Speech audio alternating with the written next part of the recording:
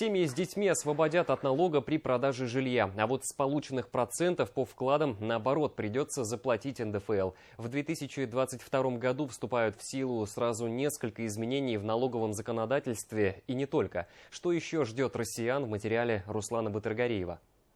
Ходить в фитнес-клуб не только полезно для здоровья, но и модно, ответят многие его посетители. А уже скоро заниматься спортом станет еще и выгодно. По крайней мере, любители стройного тела смогут вернуть часть потраченных средств.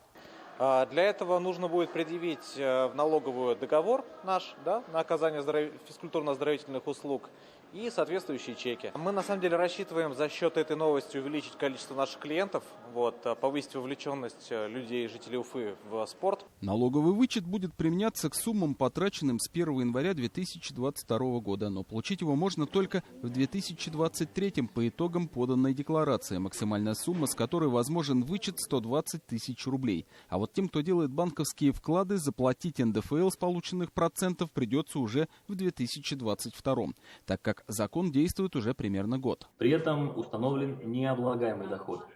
Чтобы посчитать его размер, нужно умножить 1 миллион рублей на ключевую ставку Банка России на начало года, за который должен выплачиваться налог. К примеру, на 1 января 2021 года ключевая ставка была 4,25% годовых. Значит, лимит налогового вычета составит 42 500 рублей.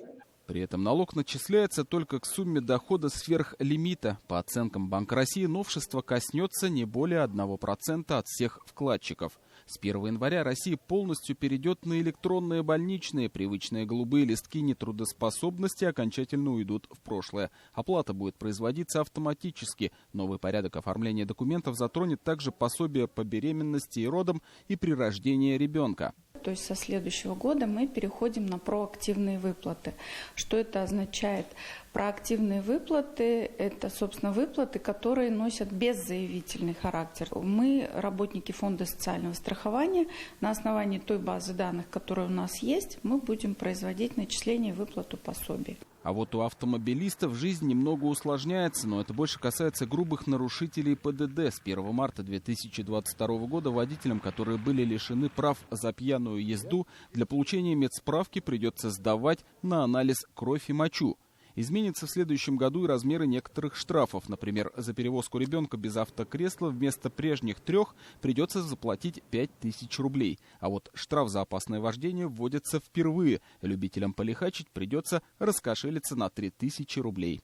Руслан Батыргареев, Владимир Шевчук. Новости Уфа.